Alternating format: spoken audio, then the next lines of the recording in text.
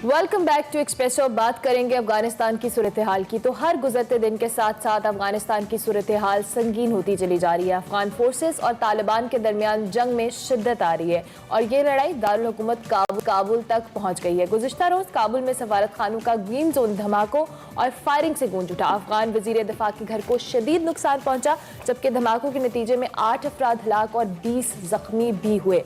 अफगान तालिबान ने सूबा हेलमंद के दारुल हुकूमत के 10 में से 9 अजला पर कब्जा करने का दावा भी कर दिया है। उधर जनाब जो ताज़ा तरीन सूरत हाल है वो अमेरिका और पाकिस्तान के ताल्लुकात के हवाले से है, जिसमें फाइनेंशियल टाइम्स को पाकिस्तान के जो मुशीर सिक्योरिटी हैं मोहित यूसुफ, उन्होंने एक इंटरव्यू दिया है और इस इंटरव्यू में उन्होंने कहा है कि जी अगर अमेरिका के सदर पाकिस्तान के वज़ीर आज़म इमरान खान को टेलीफोन नहीं करते और महज ये एक रियायत है जो सिक्योरिटी ताल्लुकात हैं और रवाबित हैं, तो हमारे पास भी ऑप्शंस मौजूद हैं। ऐसा लगता है कि जैसे एग्जॉस्टेड एक किस्म की एक सिचुएशन के अंदर पाकिस्तान की गवर्नमेंट नज़र आती है और सर्द बोरी का शिकार पाकिस्तान और अमेरिका ताल्लुकात तो हैं ही। बुनियादी तौर पे क्यों है ऐसा? क्या इसकी वजह पाकिस्तान का एब्सोल्युटली नॉट वाला फार्मूला है या इसके पीछे कुछ और मुहर्रिकात हैं?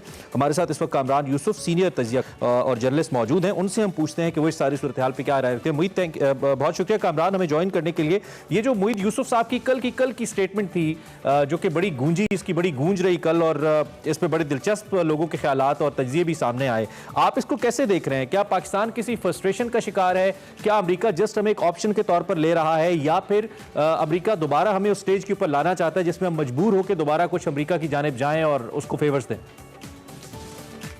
देखिए, सबसे पहले तो ये जो स्टेटमेंट दी गई है वो जाहिर है कि नेशनल सिक्योरिटी एडवाइजर अमेरिका में, अभी भी अमेरिका में ही हैं वो, और DGISI वहाँ पर गए और उनकी जो वहाँ पे मुलाकातें हुई उसके बाद उन्होंने स्टेटमेंट दी है। तो एटलीस्ट ये नज़र आता है कि इन मुलाकातों में कोई ख्वातिर ख्वाह नतीजा इसका निकला नहीं है। तो शायद उस फ्रस्ट्रेशन में उन्होंने ये बात कही है। एटलीस्ट दफ्तर खारजा में जिन लोगों से मेरी बात हुई उनका कहना है कि इस बयान को देने की ज़रूरत नहीं थी, क्योंकि अगर हम पाकिस्तान और अमेरिका के दरमियान ताल्लुकात की बात करें जो इस वक्त इश्यूज हैं, तो क्या उसके अंदर जो एक टेलीफोन कॉल है वही उसका मामला रह जाता है? तो शायद बेशक कॉल नहीं की गई, लेकिन ये कहने की ज़रूरत नहीं थी। तो शायद लगता ये है कि जो भी इंगेजमेंट करने की कोशिश की जा रही है, जो कॉमन ग्राउंड ढूंढने की कोशिश की जा रही है, वो कॉमन ग्राउंड मिल नहीं रहा, जिसकी वजह से मेरे ख्याल में मोहित यूसुफ साहब ने ये बयान दिया है। लेकिन मेरे ख्याल में आम तासुर यही है कि ये उनको बयान नहीं देना चाहिए था और ये कंट्रडिक्शन भी है, क्योंकि पाकिस्तान में से पहले उन्होंने इंटरव्यू दिया कि अगर जो बाइडेन वज़ीर-ए-आज़म इमरान खान से बात नहीं करना चाहते तो हमें भी कोई दिलचस्पी नहीं है। लेकिन अमेरिका में जाके उन्होंने ये बयान दिया कि वो अभी तक बात नहीं करे और शायद वो एक शिकायत कर रहे थे। तो ये दोनों बातों में एक तज़ाद नजर आता है। तो कहीं ना कहीं हमारे एंड पे थोड़ी सी एक फ्रस्ट्रेशन नजर आ रही है कि जो बाइडेन टेलीफोन पर क्यों बात नहीं करे, उससे कोई बहुत बड़ा फर्क नहीं पड़ जाना, लेकिन जाहिर है ऑप्टिक्स के लिए शायद ये बहुत चीज मैटर करती है। ऑप्टिक्स के लिए मैटर करती है। और आपने कहा कि वो ताल्लुकात को बेहतर करने के लिए गए थे हम ओहदेदारान पाकिस्तान के, लेकिन ऐसे लगता है कि ताल्लुकात के अंदर कुछ पेशरफ्त नहीं हुई। न सिर्फ पेशरफ्त नहीं हुई बल्कि शायद इस बयान से थोड़ा और भी मसाइल हो सकते हैं। अमरीकी वज़ीर ख़ारजा ये कहते हैं कि जी बहुत सारे आलमी लीडर से जो बाइडेन ने बात नहीं की, तो इमरान खान साहब से भी नहीं की, तो इट्स ओके, वो कर लेंगे। कुछ इस तरह की स्टेटमेंट उन्होंने भी दी। तो क्या हम इस स्टेटमेंट को सीरियस न लें कामरान साहब, चूंकि पाकिस्तान बाकी ममालिक की तरह तो नहीं है इस खित्ते में अमन को लेकर, अमेरिका से कोऑपरेशन को लेकर Pakistan is the most important country. तो क्या हम उनके बयान को ऐसे ही लें? I think we should react on it. आपका क्या ख्याल है इसके ऊपर? बिल्कुल आप ठीक कह रहे हैं, बल्कि ये भी कहा गया है कि जाहिर है कि ब्राजील जो है, किसी ने ये कहा कि पाकिस्तान आबादी के एतबार से दुनिया का 5वां बड़ा मुल्क है और ऐसे मुल्क को आप इग्नोर नहीं कर सकते। तो ये भी कहा गया कि ब्राजील जो है वो 6ठा दुनिया का आबादी के लिहाज से बड़ा मुल्क है और अभी तक जो बाइडेन ने ब्राजील के भी सदर से बात नहीं की। लेकिन ब्राजील और पाकिस्तान में फर्क ये है कि इस वक्त अमेरिका को जो कुछ अफगानिस्तान के अंदर सूरत हाल है उसमें पाकिस्तान की जरूरत है और पाकिस्तान अमेरिका के साथ कोऑपरेट भी कर रहा है। 11 अगस्त को एक्सटेंडेड ट्राइका की एक मीटिंग भी हो रही है जिसमें पाकिस्तान, चीन, रूस और अमेरिका के जो खुसूसी नुमाइंदे हैं वो अफगानिस्तान के मामले पर बातचीत कर रहे हैं।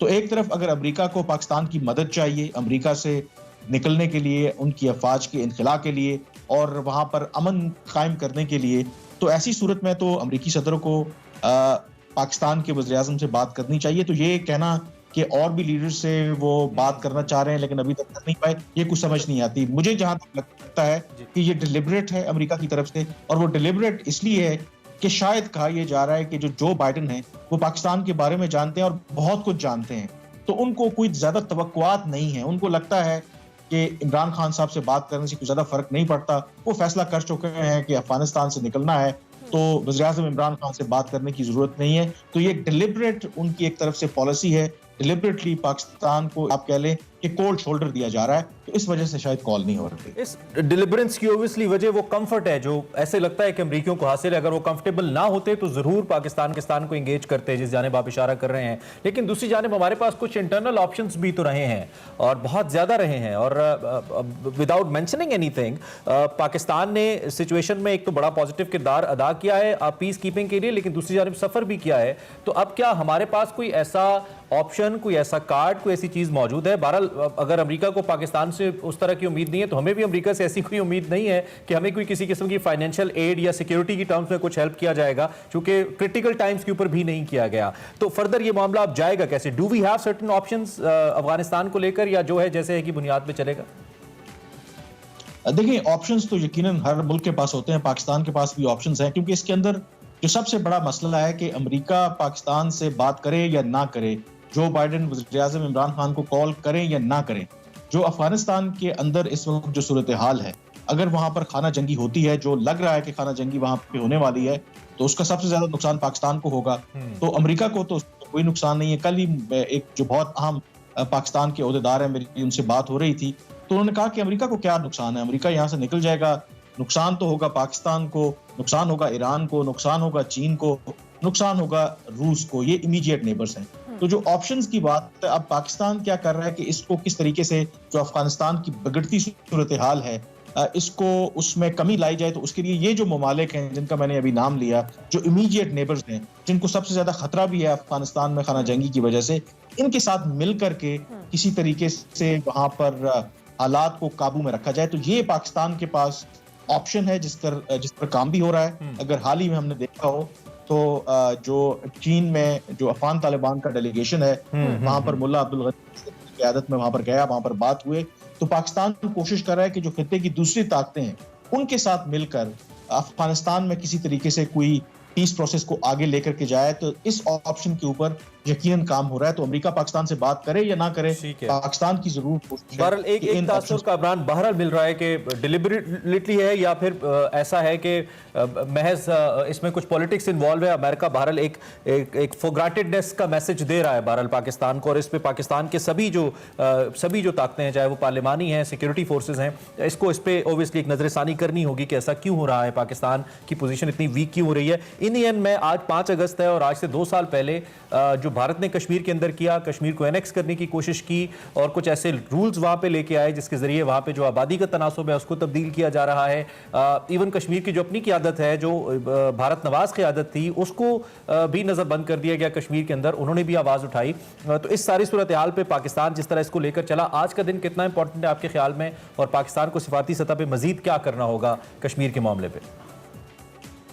देखिए, ज़ाहिर है कि दिन तो इम्पोर्टेंट इसलिए है कि ये एक रिमाइंडर है कि किस तरीके से जो एक 70-72 साल से एक स्टेटस को था कश्मीर के ऊपर, और उसको यकतरफा तौर पर भारत ने चेंज कर दिया, और एक डिफाइनिंग मोमेंट था, क्योंकि उसके नतीजे में ही जो दोनों मुल्कों के दरमियान ताल्लुकात पहले भी खराब थे और वो खराब तर होते गए। क्योंकि 5 अगस्त 2019 का जब तक भारत ने कोई स्टेप नहीं लिया था, उस वक्त तक ये उम्मीद थी कि शायद जब री इलेक्शन होकर मोदी आए थे तो दोनों मुल्कों के दरमियान एक रप्रोचमा, और उसका इजहार कई दफा वज़ीर-ए-आज़म इमरान खान कर चुके हैं। 2 कि उससे पहले बालाकोट हुआ, पुलवामा हुआ, उसको भुलाकर भी पाकिस्तान आगे बढ़ने के लिए तैयार था।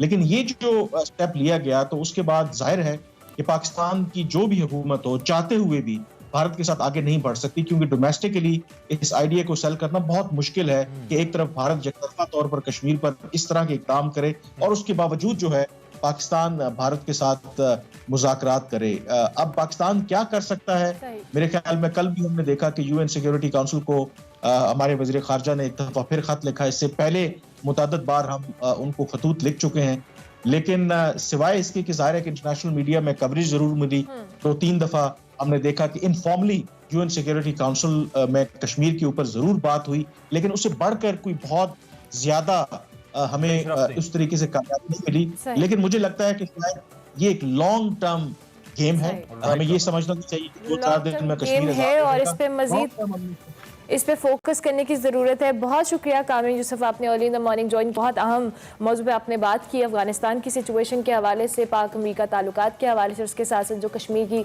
आज इंपॉर्टेंट दिन मनाया जा रहा है उसके हवाले से कमेंट किया। इसी नोट पर ब्रेक लेंगे जी, ब्रेक के बाद हाजिर होंगे। आप देखते रहिए एक्सप्रेसो।